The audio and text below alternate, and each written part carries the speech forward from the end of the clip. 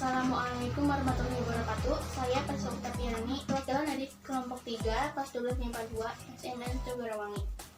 Di sini saya akan menjelaskan tentang pemilu pada masa Orde Baru. Dan itu, apa sih itu pemilu?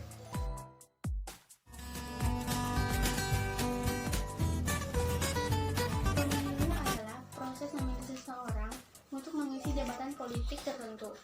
Jabatan politik tersebut beragam, dimulai dari presiden, wakil rakyat, ataupun kepala desa. Dengan sekolah juga bisa, yaitu pemilu pemilihan ketua OSIS, pemilu ketua kelas, dan lainnya. Pemilu dilaksanakan secara persuasif atau tidak memaksa.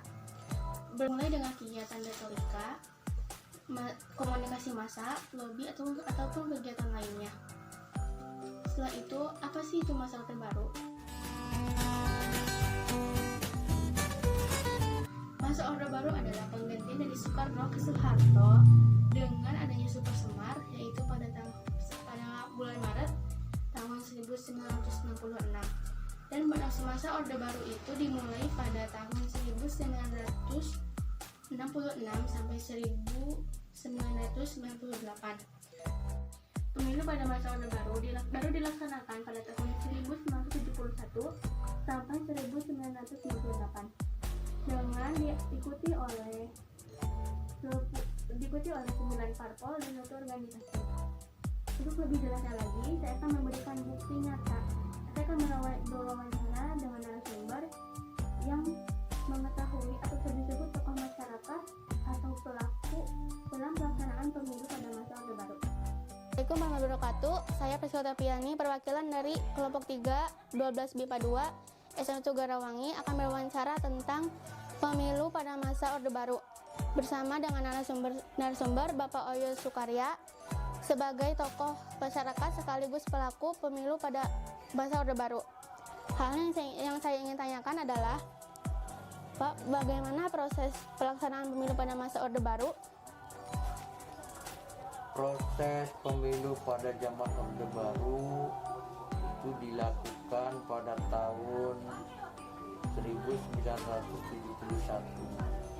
Itu merupakan pemilu kedua di Indonesia setelah berlangsungnya pemilu tahun 55. Adapun pelaksanaannya itu sangat berbeda dengan pelaksanaan pemilu pada sekarang ini. Dulu itu pemilu diketuai oleh Menteri Dalam Negeri. Kemudian kepanitiaannya sendiri itu ada PPI untuk panitia pemilihan pusat, kemudian PPD 1, PPD 2, Pantarli, KPPS. Jadi sangat berbeda secara strukturnya. Adapun ajasnya itu luber, langsung, umum, bebas, rahasia. Kemudian sistemnya juga dulu itu pemilunya itu sistem proporsional dengan stelsel terdaftar. Jadi mereka itu suara partai, yang dihitung suara partai bukan suara dari para calon-calon legislatif. Itu pada prinsipnya seperti itu. Kalau pemilunya berapa kali Pak dilaksanakan?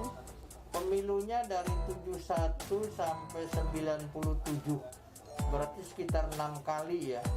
6 kali dilaksanakan pada zaman Orde Baru.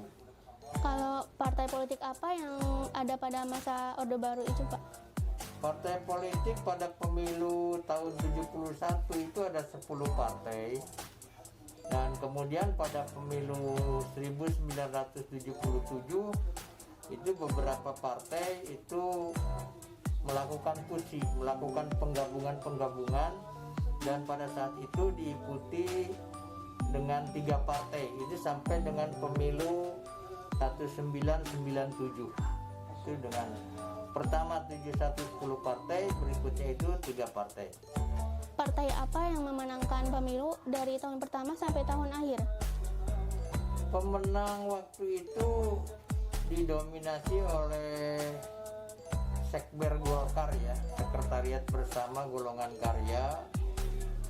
Itu memang dari mulai pemilu awal sampai 97 itu dimenangkan oleh Partai Golongan Karya. Kenapa Partai Golkar mendominasi pemenang pemilu? Kalau Kalau ditanya kenapa, ini banyak faktor ya. Faktor yang pertama mungkin ada faktor traumatik ya. Merasa trauma akibat terjadinya benturan politik PKI pada tahun 65 ya. Itu masyarakat kebanyakan itu merasa trauma, takut hal-hal serupa itu terulang lagi. Yang kedua, memang pada pelaksanaan menjalankan pemerintahan itu dirasakan oleh masyarakat itu merasa teratur, kemudian terencana dengan baik dengan adanya rencana pembangunan setiap 5 tahun Pelita.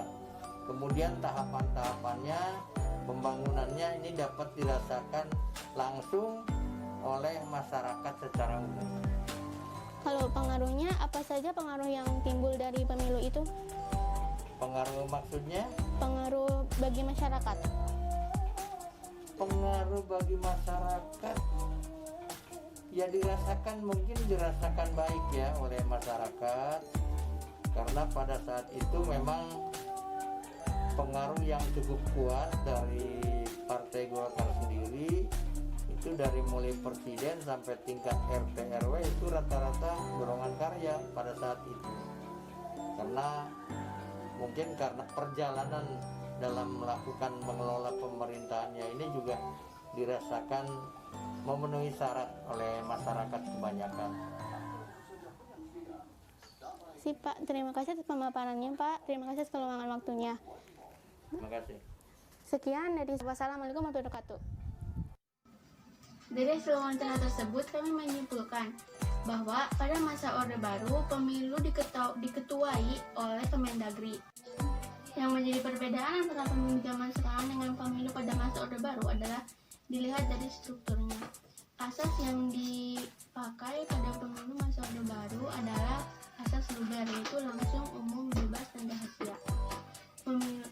Partai politik pada masa Orde Baru yaitu pada awal tahun berjumlah 9 partai dan 1 organisasi, tapi diperkecil lagi atau digabungkan menjadi 3 parpol itu pada tahun 1977. Golkar menjadi partai yang mendominasi kemenangan karena satu, traumatik masyarakat karena politik pada masa PKI. Yang kedua, karena Partai Golkar adalah terencana dan aman bagi masyarakat. Lalu pengaruh bagi masyarakat adalah masyarakat merasa baik karena diperkuat oleh Partai Golkar itu sendiri.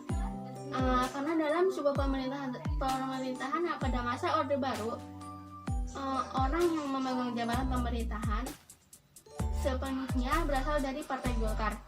Itu saja yang bisa kami simpulkan dan bisa kami jelaskan dalam vlog kali ini. Semoga bisa bermanfaat bagi semuanya. Wassalamualaikum warahmatullahi wabarakatuh.